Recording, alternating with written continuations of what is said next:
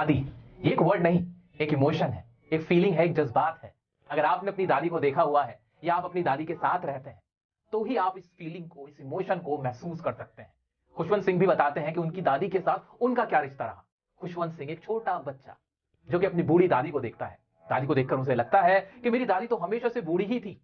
एक बूढ़ी कमजोर औरत जो अपनी कमर पर इस तरह से हाथ रख के, हाथ में माला ऐसे जपते हुए घूमती रहती हैं। दादी से खुशवंत सिंह का रिश्ता बहुत मजबूत होता है। एक छोटा बच्चा खुशवंत और उसकी दादी दोनों के बीच बहुत गहरी दोस्ती होती है, क्योंकि खुशवंत के जो माता पिता होते हैं वो शहर चले जाते हैं खुशवंत को उसकी दादी के पास छोड़ के। अब दादी पोते एक ही कमरे में रहते हैं, जहां दादी उसका खूब ख्याल रखती हैं। वो उसे कहानियां सुनाती हैं कि कैसे वो अपने बचपन में किस तरह के खेल खेला करती थी, क्या क्या किया करती थी। ये सब कुछ खुशवंत अपनी दादी से सुनता है। खुशवंत को उठाना, उसे तैयार करना, स्कूल लेके जाना, ये सारा काम खुशवंत की दादी ही उसके साथ किया करती थी। लोग बताते थे कि दादी भी बहुत खूबसूरत हुआ करती थी, उनके भी पति थे, लेकिन खुशवंत को अपनी दादी को देखकर कभी नहीं लगता था कि वो भी कभी जवान हुआ करती थी या फिर उनके भी कोई पति होंगे। वो तो बस दादी थी, एक बूढ़ी दादी। दादी पोते का ये रिश्ता बहुत ही प्यारा था, जहां खुशवंत अपनी दादी से भजन भी सुना करता था क्योंकि उसे उनकी आवाज बहुत प्यारी लगती थी। लेकिन इन दोनों की जिंदगी में टर्निंग पॉइंट तब आता है जब खुशवंत के माता पिता खुशवंत को और उसकी दादी को शहर बुला लेते हैं। शहर पहुंचकर सब कुछ बदल जाता है। अब खुशवंत शहर के एक इंग्लिश मीडियम स्कूल में पढ़ने लगता है, जहां पे उसको केमिस्ट्री के बारे में, साइंस के बारे में, वेस्टर्न कल्चर के बारे में पढ़ाया जाता है। वो अपनी दादी से अपने लेसन्स को शेयर जरूर करता है, लेकिन दादी को कुछ खास समझ नहीं आता है। उन्हें वो लैंग्वेज समझ ही नहीं आती है और इस बात से वो नाराज भी रहती हैं, क्योंकि अब वो अपने पोते की मदद नहीं कर पाती हैं उसकी पढ़ाई में। साथ ही उन्हें यह भी बुरा लगता है कि इस सब पढ़ाई के अंदर भगवान की बातें तो है ही नहीं। और इस तरह से दादी पोते के रिश्ते में थोड़ा सा फासला आना शुरू हो जाता है। और ये फासला तब बहुत ज्यादा बढ़ जाता है जब खुशवंत यूनिवर्सिटी में कदम रखता है और अब उसे एक अलग कमरा दे दिया जाता है और दादी उससे अलग हो जाती हैं। अब दादी बिल्कुल अकेली पड़ जाती हैं। वो बस चिड़ियाओं को खाना खिलाती हैं, माला फेरती हैं और अकेले ही अपना जीवन गुजारना शुरू कर देती हैं। कुछ वक्त बाद खुशवंत अपनी पढ़ाई के लिए विदेश जाता है। उसे लगता है कि उसकी दादी बहुत इमोशनल हो रही होंगी, सेंटिमेंटल हो रही होंगी, लेकिन ऐसा नहीं होता है। दादी एकदम शांत रहती हैं। वो खुशवंत के माथे को चूमती हैं और अपने पोते को अलविदा कह देती हैं। 5 साल बाद खुशवंत वापस आता है। उसकी दादी उसको गले से लगा लेती हैं, उसे बहुत प्यारती हैं, निहारती हैं। वो देखता है कि अब भी उसकी दादी वैसी ही नजर आती हैं जैसे पहली थी, वैसी ही उनकी झुर्रियां चेहरे पर हैं और अब भी उनका सबसे ज्यादा समय चिड़ियाओं के साथ बीतता है, जिन्हें वो दाना देती हैं, खाना खिलाती हैं। एक दिन दादी को बुखार आता है। डॉक्टर कहता है कि बुखार चला जाएगा, लेकिन दादी कहती है कि उन्हें पता है कि उनका समय आ गया है और वो मना कर देती हैं किसी भी तरह के इलाज के लिए। वो बस हमसे बात करना चाहती हैं। हाथ में माला लिए बेड पे लेटे लेटे उनके हाथ से अचानक माला नीचे गिर जाती है और दादी इस दुनिया को छोड़ के चली जाती है।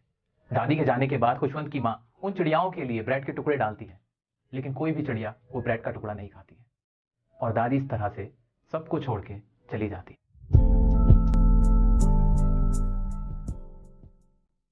11th क्लास की इंग्लिश की बुक हॉर्नबिल का chapter number 1 the portrait of a lady by Khushwant Singh. एक ऐसा चैप्टर जो आपके दिल को छू लेता है, एक ऐसी सच्ची कहानी है जो हम सबको झंझोड़ के रख देती है। अभी जैसे आपके दिमाग में भी चल रहा है वही सब चल रहा है कि अगर आपकी दादी जिंदा है, आपने अपनी दादी को देखा है, तो उनकी सारी बातें आपके भी अभी जहन में चल रही होंगी। जैसे मैं आपको पढ़ा रहा हूं तो मेरे भी दिमाग में वही सब चल रहा है। मेरी दादी भी रिसेंटली शी पास्ड अवे, सो मुझे भी उनकी बहुत उसी तरह से याद आ रही है जैसे खुशवंत सिंह याद कर रहे हैं कि कैसे बचपन में उनकी दादी का उनके साथ क्या कनेक्शन था। आंख खोलकर अपनी दादी को देखना, फिर जब आप बड़े हो जाते हो तो आप दोस्तों में घुल मिल जाते हो, दादी से कनेक्शन थोड़ा कट होता है, धीरे धीरे वो कनेक्शन और ज्यादा टूटता चला जाता है, दादी अकेले होती चली जाती हैं। तो ये सारी बातें, दादी का दिया हुआ प्यार, उनकी सिखावट और जो छोटी छोटी बातें वो हमें सिखाती आई हैं, हमारा ख्याल रखती हैं, हमें खिलाती हैं, उनकी गोद में खेलना, उनकी बातों को सुनना, उनके चेहरे की झुर्रियों को महसूस करना, देखते रहना और इस तरह से देखना कि दादी तो कभी जवान ही नहीं थी। ये सारी वही तो बातें हैं जो आप और मैं भी महसूस करते हैं। ये सिर्फ खुशवंत सिंह साहब ने ही महसूस नहीं की, ये हम सब महसूस करते हैं। तो दोस्तों ये कहानी कोई ऐसी कहानी नहीं है जिसे रटने की जरूरत है। ये कोई ऐसा चैप्टर नहीं है जिसके लिए आपको बहुत कुछ रटना है और एग्जाम में लिख के आना है। एग्जाम में तो बस आप अपनी दादी को सोचिए, महसूस कीजिए और वही सब बातें आप पाओगे एज इट इज आपके माइंड में अपने आप आ जाएंगी। बस फर्क तो होगा सिर्फ इंग्लिश लैंग्वेज का, अंग्रेजी भाषा का। और अंग्रेजी भाषा के कुछ ऐसे वर्ड जो आपको इस चैप्टर में यूज करने पड़ेंगे आंसर करते हुए, वो मैं आपको बता देता हूं। तो आज की इस वीडियो में मैं ज्यादा हंसी मजाक नहीं कर पा रहा हूं क्योंकि ये वाकई में एक इमोशनल कहानी है। तो इसमें कुछ ऐसी चीजें नहीं है जिसका हम बहुत ज्यादा जिसे एंजॉय करें, क्योंकि मेरे को ये कहानी पर्सनली बहुत पसंद है, बहुत ज्यादा मैं इससे खुद को कनेक्ट फील करता हूं। तो उम्मीद करता हूं आप सब मेरा साथ देंगे। आइए शुरू करते हैं कुछ इंपॉर्टेंट वर्ड से। इंपॉर्टेंट वर्ड इस चैप्टर को पढ़ते हुए आपको जो पता होने ही चाहिए वो क्या, वो देख लेते हैं। रिंकल्स, झुर्रियां, दादी की झुर्रियां थी, तो ये लाइंस और फोल्ड्स इन स्किन, ये आपको याद रखना है। एक अपसर्ड, अपसर्ड का मतलब होता है बेतुका, इररिलेवेंट। स्टेल, स्टेल का मतलब ये होता है बासी मस्ती, यानी बासी मतलब जो बासी रोटी होती है ना वो वाली बासी। रोजरी का मतलब होता है माला, जो हम ऐसे माला फेरते रहते हैं, दादी फेरती रहती थी ना माला, ये वही है। और उसके जो मोती होते हैं बोलते हैं बीड्स, जिसे हम इंग्लिश में स्मॉल पीस ऑफ स्टोन और ग्लास इस तरह से भी समझ सकते हैं। चिरपिंग्स का मतलब होता है चहचहाना, जैसे चिड़िया चहचहाती है, दादी उनको खाना देती थी, तो चिरपिंग्स। ठीक है, क्लास, क्लास का मतलब होता है जकड़ लेना, से एक हाथ से करके जकड़ नहीं लेते अपने ऐसे ऐसे बराबर में लाके, कभी आपकी दादी ने भी आपको ऐसे प्यार किया होगा तो आपको याद आएगा। ठीक है, ऐसे माइल्ड का मतलब क्या होता है, सौम्य मतलब बहुत ज्यादा, ना बहुत ज्यादा ना बहुत ज्यादा कम, माइल्ड का मतलब हल्का फुल्का। ठीक है, रिसाइट का मतलब होता है कोई चीज सुनाना, जैसे दादी आपको भजन सुनाती हैं या आपके जो भी धार्मिक चीजें हैं उनको आपको सुनाया जाता है ना, तो वो होता है रिसाइट करना, सुनाना। डिस्ट्रेस का मतलब तंग होना, बहुत परेशान हो जाना, अफ्लिक्टेड। ठीक है, ये तो इंपॉर्टेंट वर्ड्स थे। अब इस पूरी कहानी को मैंने आपको एक लॉन्ग आंसर की फॉर्म में यहाँ पे बता दिया है, लिखा है आपके लिए, ताकि आपको आसानी रहे इन चीजों को समझने की, इस पूरी चैप्टर की स्टोरी को याद रखने की। तो आइए देखते हैं इसका लॉन्ग आंसर। अब इस लॉन्ग आंसर को मैंने आपके लिए कुछ इस तरह से लिखा है कि एक बार इसको पढ़ने के बाद, इसको याद करने के बाद आपसे फिर एग्जाम में चाहे शॉर्ट आंसर टाइप क्वेश्चन पूछा जाए, लॉन्ग आंसर टाइप क्वेश्चन पूछा जाए या वेरी शॉर्ट आंसर टाइप हो, आप आसानी से इसकी मदद से हर क्वेश्चन का आंसर कर सकते हो। ठीक है, तो आइए देखते हैं, शुरुआत करते हैं। The chapter Portrait of a Lady is the real story of the author and his grandmother। सबसे पहली बात भाई क्या है, चैप्टर एक रियल स्टोरी है, सच्ची स्टोरी है, सच्ची कहानी है। किस किस की, जो जिसके ऑथर है खुशवंत सिंह साहब और उनकी दादी की, ग्रैंडमदर की। आगे बढ़ते हैं।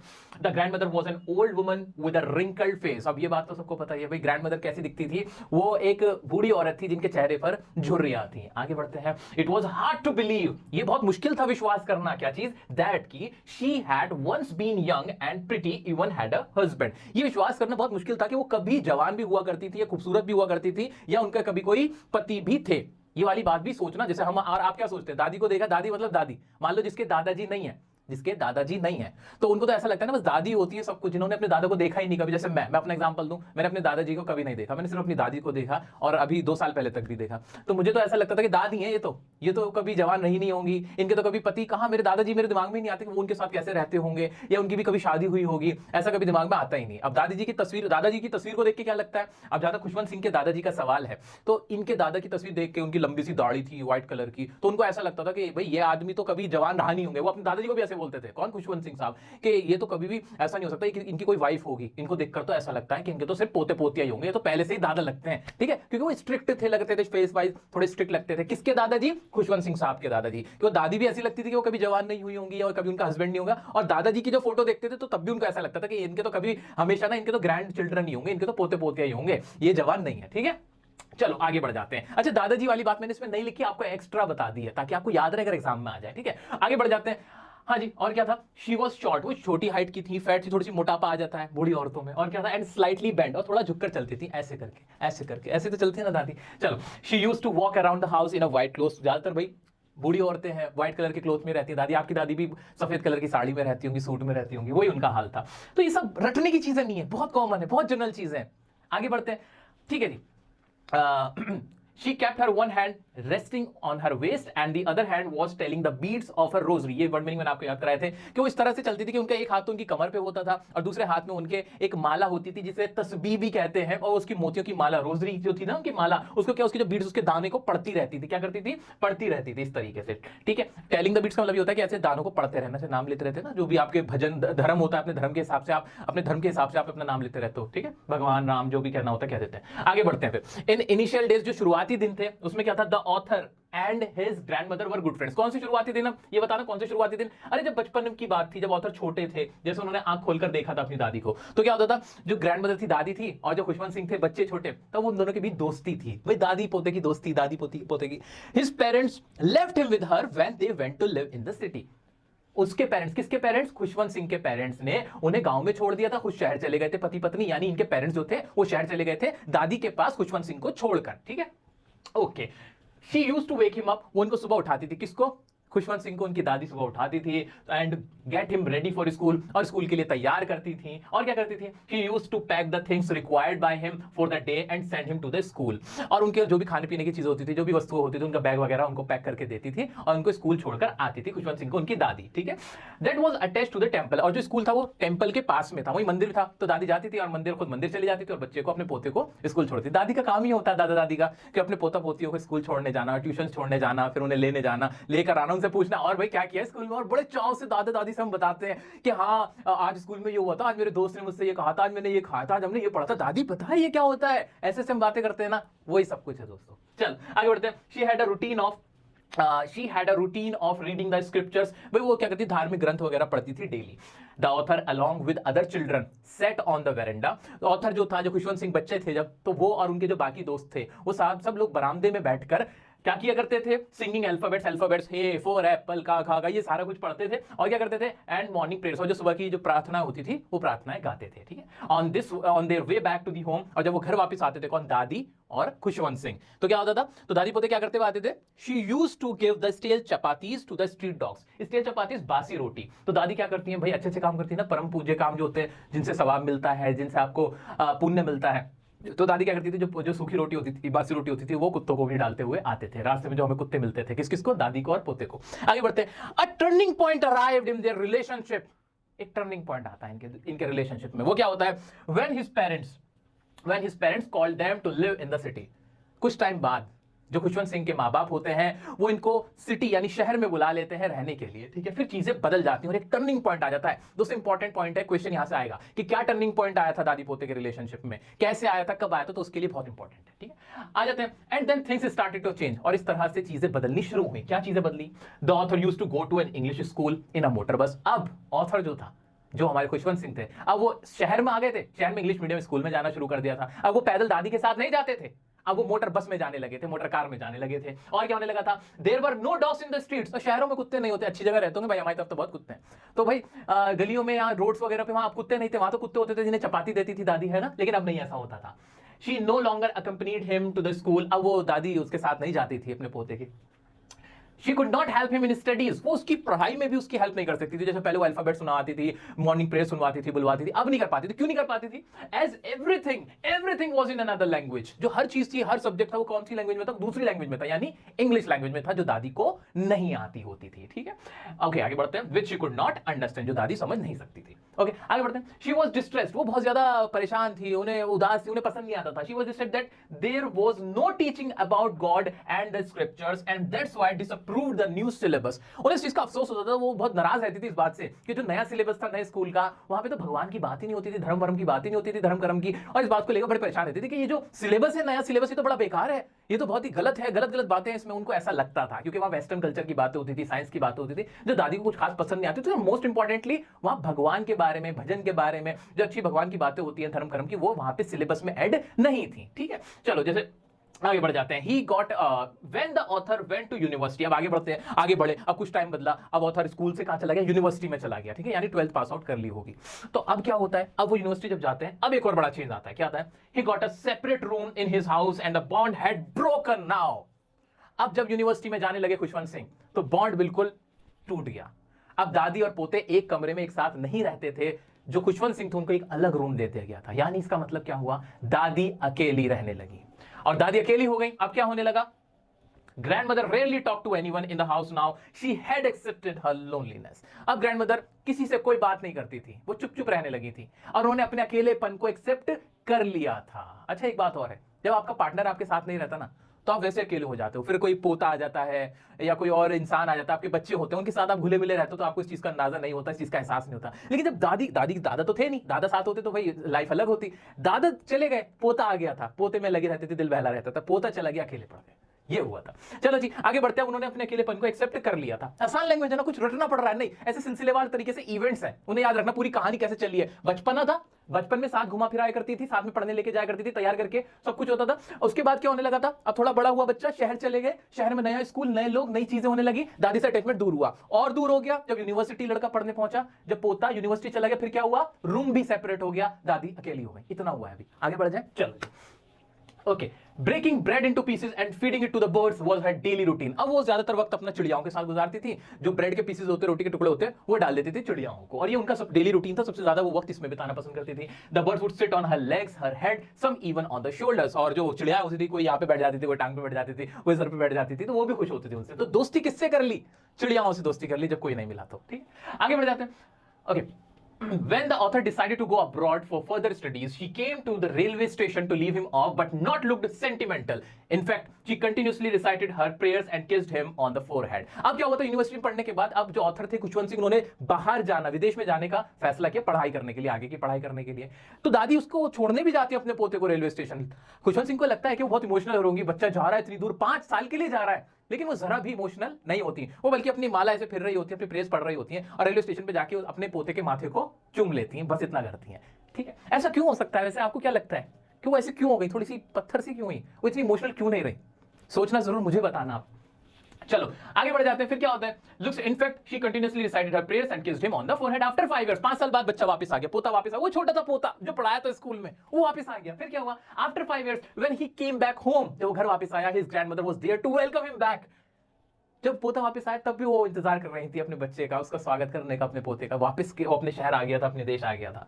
ठीक है, लेकिन but the next morning she got ill. लेकिन अगले ही दिन, जो अगली सुबह थी, वो बीमार पड़ गई, उन्हें बुखार आया। क्या हुआ? The doctor told that it was a mild fever. Doctor ने कहा नहीं नहीं, हल्का बुखार है, चला जाएगा, एंड इट वुड गो, ये चला जाएगा, एंड इट वुड गो, ये चला जाएगा। लेकिन दादी ने क्या कहा सुनो। दादी ने कहा but the grandmother told that her and was near. Grandmother ने कहा, दादी ने कहा कि मेरा अंत, मेरा समय आ गया है, मेरा वक्त आ गया है, मेरा छोड़ के जाने का समय आ चुका है। फिर क्या होता है? She did not want to waste time talking to someone, so she kept reciting her prayers laying on the bed.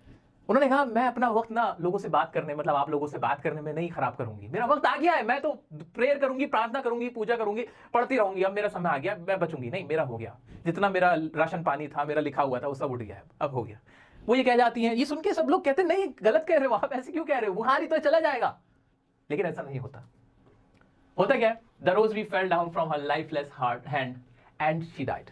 हाथ में ऐसे लेटे हुए इस तरह से मोती के दानों को, ऐसे मोतियों को ऐसे तस्बीह को पढ़ रही होती हैं, और एकदम से हाथ नीचे चला जाता है, माला नीचे गिर जाती है, दादी खत्म हो जाती है।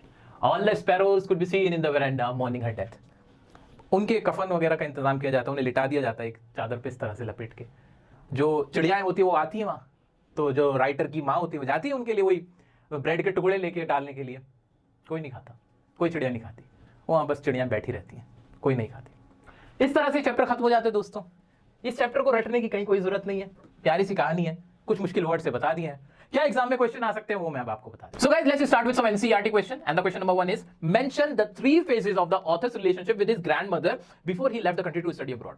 बाहर जाने से पहले तक ऑथर और उसकी ग्रैंडमदर के बीच क्या रिलेशनशिप था, क्या किस तरह का रिलेशनशिप रहा, उसके 3 फेज बताने हैं। तो सबसे पहले फेज तो था चाइल्डहुड के अंदर, जब वो गांव में रहते थे तो दोनों बहुत अच्छे दोस्त हुआ करते थे, तो there was friendship between author and his grandmother. Second phase के अंदर क्या हुआ था, जब वो थोड़ा सा बड़ा हो गया था, सिटी चले गए थे, शहर चले गए थे, टर्निंग पॉइंट आ गया था, याद है ना टर्निंग पॉइंट हमने पढ़ा इसके अंदर अभी, तो टर्निंग पॉइंट आ गया था, अब वो नए स्कूल में जाने लगा था, दोनों के बीच थोड़ी डिस्टेंस होने लगा था। तीसरा फेज था जब वो यूनिवर्सिटी में चला गया था और दादी अकेले रहने लगी थी, और उनके बीच का जो बॉन्ड था वो बिल्कुल ब्रेक हो गया था। ठीक है, नेक्स्ट क्वेश्चन है 3 reasons why the author's grandmother was disturbed when he started going to the city school। सारे क्वेश्चन इसमें से कवर होंगे दोस्तों, जो मैंने आपको एक आंसर करा दिया, इसी में सब कुछ कवर है, बहुत ही सिंपल लैंग्वेज में, ऐसे ही एज इट इज लिख देना, इसी में से निकाल के जो पूछा जाए। अब ये कह रहे हैं कि जब वो शहर के स्कूल में चला गया था ऑथर, हमारे खुशवंत सिंह साहब जब शहर के स्कूल में चले गए थे, इंग्लिश मीडियम स्कूल में, तो दादी को क्यों बुरा लग रहा था, ऐसी 3 वजह बता दो, वो डिस्टर्ब क्यों हो गई थी। पहली वजह, इंग्लिश मीडियम में था सब कुछ, अब सिलेबस, वो अब अपने बच्चे को, अपने पोते की स्टडी में हेल्प नहीं कर पाती थी, समझ नहीं पाती थी। दूसरी चीज, वहां पे भगवान की बातें नहीं थी सिलेबस के अंदर, गॉड से रिलेटेड वहां कुछ भी नहीं था, वेस्टर्न कल्चर की बातें थी, साइंस की बातें थी, केमिस्ट्री की बातें थी, लेकिन भगवान के बारे में कुछ नहीं था। तीसरा था वहां जो म्यूजिक क्लास थी, वो म्यूजिक के जो क्लासेस हुआ करती थी, वो उसको उनको दादी को बिल्कुल पसंद नहीं थी, वो उसे बहुत बुरा मानती थी, गलत मानती थी। ठीक है, चलो आगे बढ़ते हैं। 3 ways in which the authors mention the 3 ways in which the author's grandmother spent her days after he grew up। जब पोता बड़ा हो गया था तो दादी ने अपनी जिंदगी अब जीना कैसे शुरू कर दिया था। अब दादी अकेली पड़ गई थी, पहली चीज क्या कर दिया था, उन्होंने अपनी लोनलीनेस को एक्सेप्ट कर लिया था, अकेले रहने लगी थी। दूसरा, मैं मोतियों की माला ऐसे फिरती रहती थी, बस वो अपने सिर्फ धार्मिक बातों में इन्वॉल्व रहने लगी थी, सिर्फ भगवान का नाम लेती थी। तीसरा क्या करने लगी थी, चिड़ियाओं को खाना दिया करती थी। ये 3 काम करने लगी थी। ओके, नेक्स्ट क्वेश्चन है the odd way in which the mention the odd way in which the author's grandmother behave just before she died. कौन सा वो ऐसा बिहेव किया था उन्होंने मरने से पहले जो कि थोड़ा अलग था, अजीब था, ऑड था। भाई डॉक्टर कह रहा था नॉर्मल सा बुखार है, लेकिन दादी ने क्या कहा था, my end is near, I am gonna die. उन्होंने बोल दिया था कि भाई मेरा टाइम आ गया है, एंड मैं अपना टाइम वेस्ट नहीं करूंगी बातें करने में, और मैं सिर्फ भगवान का नाम लूंगी। सब हैरान थे, यही ऑड था कि बुखार आने से दादी ऐसा क्यों कहने लगी है। और उसके बाद क्या आपको पता ही उन्होंने क्या किया था, भाई उन्होंने मोतियों की माला फेरने लगी थी, तस्वीर फेरने लगी थी, हाथ में भगवान का नाम लेने लगी थी और चुपचाप लेट गई थी। ठीक है, next mention the way in which the sparrows express their sorrow when the author's grandmother died. अब जो चिड़ियां थी दादी के मरने के बाद उन्होंने क्या किया था, तो आपको मालूम है वो सब आके बैठ गई थी वहीं पर वरांडा में, और उसके बाद उन्होंने खामोशी से बैठी रही थी, और जो ब्रेड के पीसेस डाले थे ऑथर की मदर ने वो उन्होंने नहीं खाए थे। इस तरह से उन्होंने शोक मनाया था दादी के चले जाने का। दोस्तों इस तरह के कुछ और क्वेश्चन भी मैं आपके साथ डिस्कस करूंगा, आज नहीं, एग्जाम से पहले, जब आपके एग्जाम होंगे, फाइनल के एग्जाम होंगे, या उसके बीच में कोई भी आपके एग्जाम रहते हैं, मिड टर्म वगैरह के, विंटर टर्म के, तो मैं आपको जरूर उसके लिए आऊंगा, आपके साथ लाइव डिस्कस कर लूंगा। इसके लिए चैनल को सब्सक्राइब कर लेना। अभी कोई भी डाउट आता है, कुछ भी पूछना, इंस्टाग्राम पे डियर सर काशिफ की आईडी से मैं पर्सनली आपको रिप्लाई कर देता हूं, वहां भी आप मुझसे पूछ सकते हो, कमेंट में भी पूछ सकते हो, फेसबुक पे पूछ सकते हो, हर जगह पूछ सकते हो। I am always available for you. आपकी वजह से मैं यहां पे खड़ा हूं, आपका ही फायदा होना चाहिए, यही मेरी एक कोशिश है। तो ये फर्स्ट चैप्टर कवर करा दिया। अब आप पूछोगे सर सारे कराओगे? बिल्कुल सारे कराऊंगा सर, यहीं पर इसी चैनल पे कराऊंगा सर। एग्जाम से पहले पहले करा दोगे? एग्जाम से पहले पहले करा दूंगा। डोंट वरी, थोड़ा प्रेशर है क्योंकि सभी क्लासेस का कराना होता है, लेकिन मैं सबको साथ लेके चल रहा हूं। सबका साथ सबका विकास वाली रणनीति पर हम कायम है। तो उम्मीद करता हूं वीडियो आपको बहुत पसंद आई होगी। लाइक करके शेयर करके अपना प्यार दिखा के जरूर बता देना कि कुछ लोग हैं जो पढ़ा कर अच्छे से पढ़ाकर लोगों की, अपने स्टूडेंट्स की मदद कर रहे हैं बिना पैसे लिए। सबको फायदा पहुंच रहा है, मासूम बच्चों को, छोटे छोटे आप जैसे क्यूट बच्चों को फायदा हो रहा है। तो बाकी दुनिया को पता चलना चाहिए, पता चलेगा ना? उम्मीद करता हूं कि आप लोगों को बता दोगे। और मिलते हैं नेक्स्ट वीडियो में नेक्स्ट चैप्टर के साथ। तब तक के लिए बने रहे डियर सर के साथ।